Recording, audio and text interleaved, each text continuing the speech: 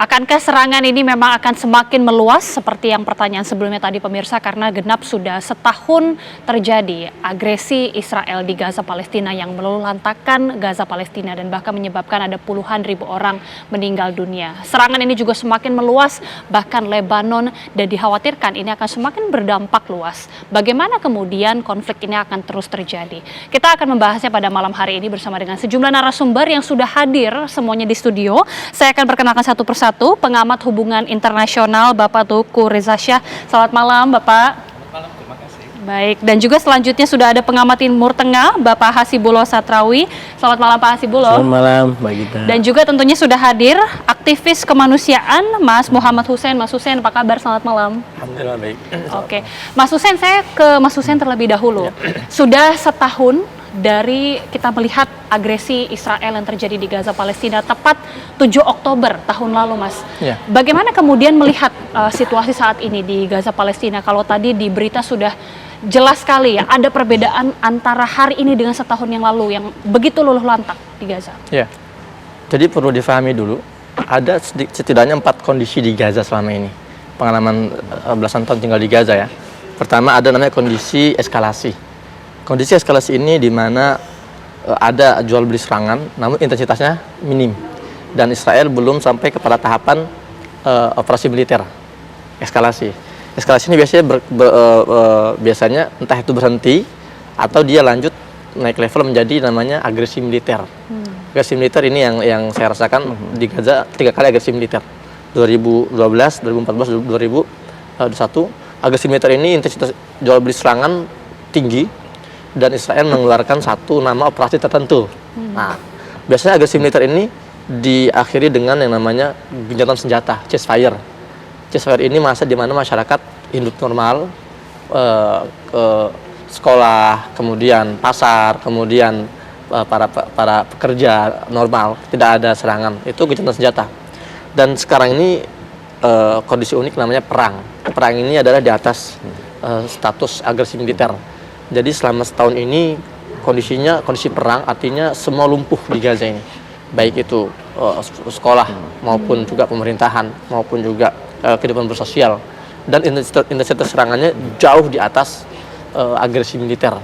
Jadi apa yang kita saksikan hari ini benar-benar satu fenomena yang nggak pernah terjadi sebelumnya. Ya, tidak hanya di Gaza tapi di dunia. Perang selama ini 1 tahun di satu battlefield yang sekecil itu.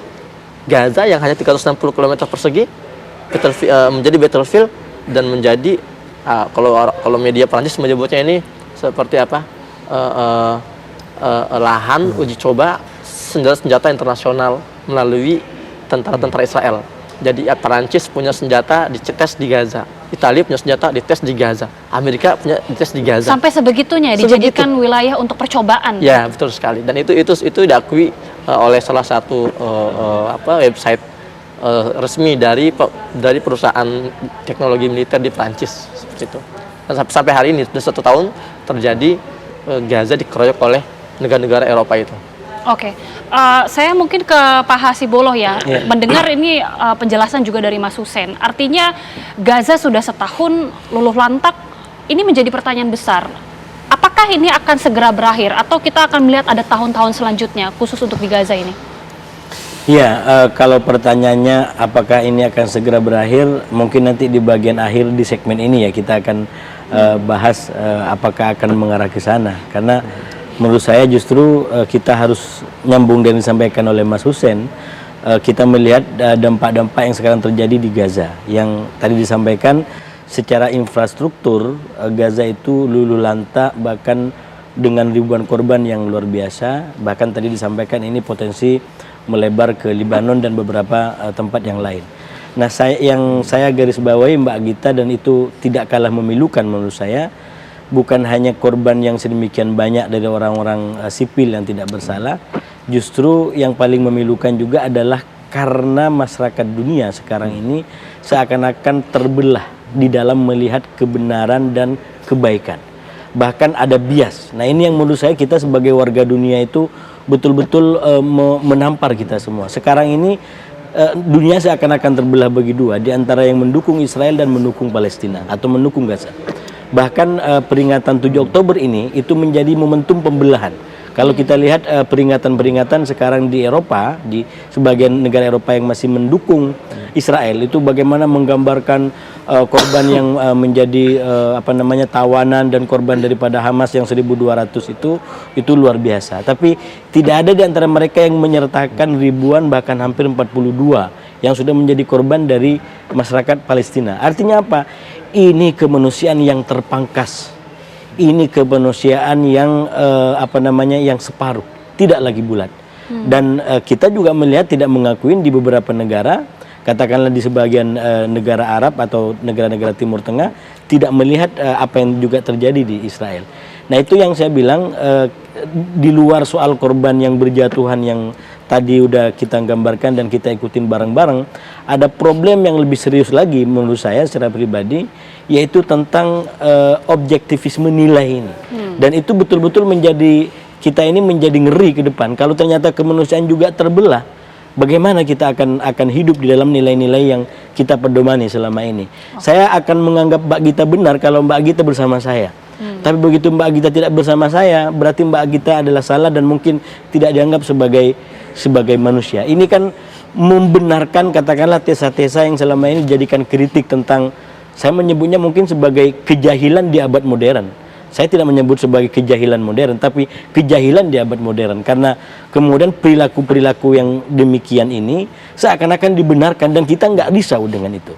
Saya terus terang dari awal mengikuti konflik ini, saya terpantik, saya terbawa karena panggilan nilai itu. Kalau ini kemudian kita nggak bisa bersatu, nah itu menurut saya krisis pada intinya yang lebih dalam menurut saya berada di situ. Oke.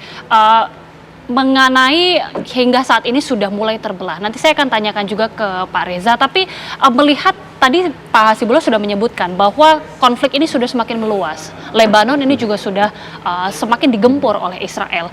Jika ini benar-benar terjadi, apakah memang bisa dilihat konflik di Timur Tengah ini semakin meluas dan akan seperti apa nantinya?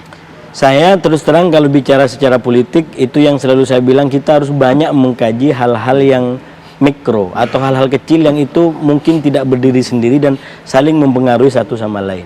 Minimal dalam dua pendekatan kalau kita ingin betul-betul bagaimana eskalasi ini ke depan, yaitu tentang katakanlah faktor-faktor pendukung dan faktor-faktor penghalang.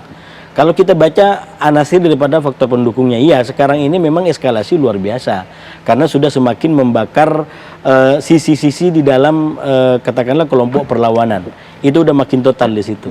Tapi jangan lupa masih banyak menurut saya juga faktor-faktor penghalang yang mungkin itu bisa membuat konklusi mengenai bagaimana ini ke depan mungkin lebih predictable lah gitu. Misalkan bagian dari penghalang, saya kok masih yakin bahwa apa yang terjadi di Timur Tengah itu selalu ada kaitan dengan apa yang dilakukan atau kebijakan negara-negara adidaya terutama Amerika Serikat. Saya ingin mengatakan Amerika punya gawe besar, Pilpres pada bulan November. Saya kok hampir yakin sampai November mungkin tetap terjadi eskalasi, tapi kepada definisi yang disebut sebagai Perang Dunia Ketiga atau mungkin Total War, mungkin ini juga baru mungkin karena saya juga bukan dukun ya Pak Tengku ya. Jadi mungkin itu akan ada pengaruh di situ karena ya Israel pun saya yakin akan bekerja sama meminta pendapat, bahkan sekarang Menlu Israel juga diberitakan ada di Amerika untuk membincangkan apa yang akan diambil ke depan. Artinya apa? Yang terjadi di Israel tidak bisa hanya dibaca dari Israel ataupun di Timur Tengah. Ada juga faktornya seperti Amerika atau bahkan mungkin Rusia. Kita lihat Rusia yang terbaru memberikan pernyataan agar Israel dan Iran menahan diri. Nah ini bisa menjadi faktor karena kita tahu Iran itu salah satu kongsinya sekarang adalah dengan Rusia. Jadi kalau Rusia juga tidak kasih lampu, apalagi minta untuk menahan diri, mungkin itu akan menjadi faktor yang saya bilang tadi kalau dalam konteks ini eskalasi ke depan mungkin menjadi penghalang dalam tanda kutip untuk menjadi eskalasi lebih besar. Pak Reza, sekali lagi kalau tadi kata Pak Hasibullah ini sudah semakin terbelah antara banyak yang pro, banyak yang kontra juga. Sudah setahun di Gaza ini terjadi, korban sudah banyak berjatuhan. Kenapa dunia internasional ini seakan tidak bisa melakukan sesuatu ya? Apa betul kalau kata Pak Hasibullah ini karena ada gawe-gawean tertentu, makanya ini tidak bisa sampai selesai sampai saat ini juga? Ya, umat manusia, terutama sekali umat Islam, umat di Timur Tengah, itu ibarat buih. mengikuti arah angin, dan kemudian hanya kita lihat buih-buih di atas dan substansinya nggak ada. Ya harus saya akui, secara kelembagaan masyarakat Timur Tengah, masyarakat Islam dunia itu memiliki organisasi konferensi Islam. Mereka memiliki Liga Arab. Mereka sering melakukan KTT, tapi KTT tinggal KTT. Tidak ada job description, tidak ada job specification, dan tidak ada alat ukur untuk mengetahui sampai di mana. Misalnya pada KTT yang terakhir di Liga Arab dan OKI, 8 negara diberikan hak, mandat untuk mengoperasionalkan segala daya upaya ekonomi, politik, sumber daya alam, dan juga diplomatik untuk menciptakan kondisi yang lebih baik di Timur Tengah. Namun tidak ada hasil. Jadi hal ini saya berpikir, saya tidak mau menunjuk kehebatan Barat untuk memanipulasi informasi, untuk terus melakukan langkah-langkah yang teratur, terkoordinir di lapangan dan juga di PBB. Saya mencoba menghimbau PBB, mohon lebih tegas. Resolusi sudah cukup banyak. Resolusi di Majelis Umum dan Dewan Keamanan itu jelas. Mayoritas mutlak negara dunia itu menghendaki Palestina itu merdeka. Tapi tidak pernah ada ruang untuk menjadikan hal yang teori tersebut menjadi praktek. Secara hukum internasional, PBB sudah mengingatkan, sudah menyampaikan dalam resolusi. Dewan Keamanan mengatakan, kembalilah ke batas tahun 1967. Tapi ternyata batas 1967 itu sudah sulit sekali dikenali.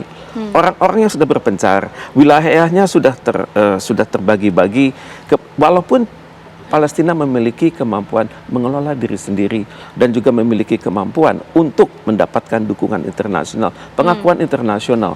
Tapi tetap dia hanya menjadi observer di Majelis Umum PBB. Jadi kita nggak kemana-mana. Ya, dengan setahun ini sudah diperingati, akankah ini mungkin menjadi momentum tentunya untuk bisa disebutkan oleh Pak Reza tadi, mengingatkan dunia internasional untuk semakin proaktif, mengingat ini sudah setahun lamanya. Masih adakah kemungkinan ini untuk terjadi? Nanti bisa dijawab usai jeda. Kami kembali saat lagi pemirsa.